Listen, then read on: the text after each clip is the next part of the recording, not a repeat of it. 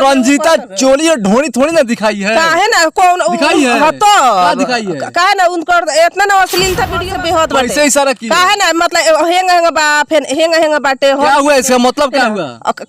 मतलब पब्लिक नु बताई से हां वो इनका गाना था, वो कौन सा गाना था जिसपे आप काफी वायरल चल रही हैं? ये आदेश प्रेमी के गाना। कौन सा गाना था? ठेउन पर था के ठेकुआ खैली, ये गाना पर हम वायरल हो गए, काफी वायरल हो गई। काफी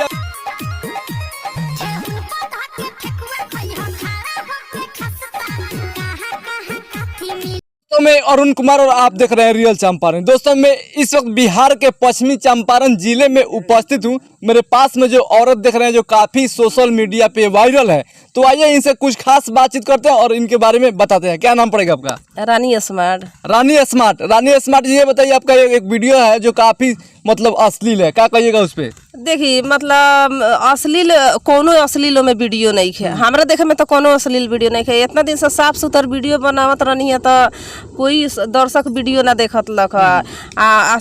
तनका ढोड़ी के नीचे तनका पल्लू बांध देनी तो लोग जवाब सवाल करत तनी लोग से काहे मतलब रोग ढोड़ी देखावत तनी चाहे मतलब चोली देखावत तनी। ये तई आँख उठा के देखी लोगन से हाँ पुलिस के मेहरारू ढोड़ी उनकर लौकेला कि ना लौकेला चाहे संगीता बाड़ी कोनो वीडियो में देखा तनी हेंग करत तारी, हर चीज में हेंग करत तारी।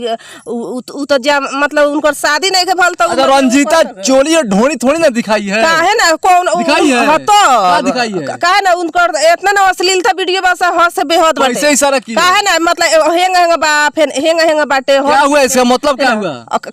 मतलब पब्लिक नु बताई से हां वो काहे कुंवार हो के काहे हुआ देखावत तारी। आ हम तारका सुख हम अश्लीलता हमर हो गल तो हमरा से जवाब सवाल करत नहीं। और रील बनाती हैं आप? साल भर से बनाती है।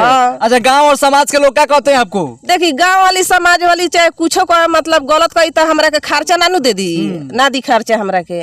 अच्छा, खर्चा ना दी ना 5 रुपया का तो पति के तबे दबल तो 5 रुपया का मत दे ना गांव वाली देले बताऊ का हमरा से जब आपके साथ में ऐसा क्या मजबूरी हो गया आप अश्लील का हद पार कर दिया आप? देखिए हमरा लोग मजबूरी रही, दर्शक से हम बार बार कहतनी से हाँ मतलब मजबूरी रहे हमार।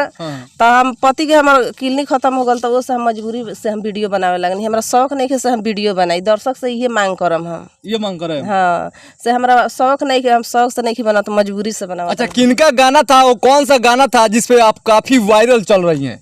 आदेश प्रेमी के गाना रहे। आदेश प्रेमी का? हाँ, कोई गाना मालूम है उनका?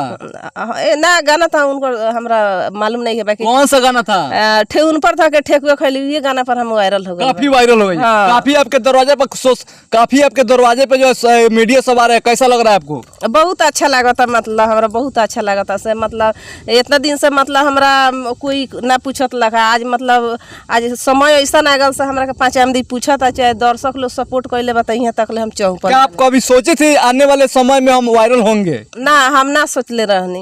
हम कोनी से कब हम सब लोग के देख हम से वायरल हो गल बालो तो हम कब वायरल हो, हम खाली सोची। अच्छा, आगे का आपके क्या प्लान है? फिर अश्लील वीडियो बनाइएगा कि साफ सुथरा वीडियो बनाइएगा? हम साफ सुथरा वीडियो बनाए, दर्शक से हम हाथ जोड़ के कहतनी से हम आगा सपोर्ट करी लोगन, हम बढ़िया से वीडियो साफ सुथरा बनाए, अश्लीलता वीडियो ना। जो अधिकांश लड़कियां औरत अश्लील वीडियो बना रही है उन लोगों को क्या संदेश दीजिएगा आप? हम जितना बहन लोग देखा था लोग, भैया लोग देखा था लोग हमारे वीडियो, हम ये बहन लोग से काम से अश्लीलता वीडियो मत बनावा लोगन, साफ सुथरा वीडियो बनावा लोगन, ये हम उ लोग के एथी दे हम ये राय दीजिएगा। हाँ, चलते चलते क्या कहिएगा? काथे हम कहे हम से अब कथी हम कहीं रहो बताई ना।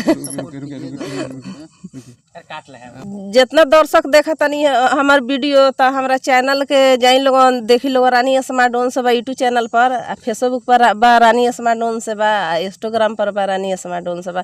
तो जाई लोगन देखी लोगन वीडियो उठा के सब्सक्राइब कर दे, हम लाइक कर दे, हम फॉलो कर दे हम लोगन। तो देख सकते हैं दोस्तों, हम लोग का बातचीत करके आप लोग का कैसा लगा कमेंट सेक्शन में जरूर लिखिएगा। फिर मिलेंगे अगला वीडियो में, जब तक के लिए जय हिंद और जय भारत।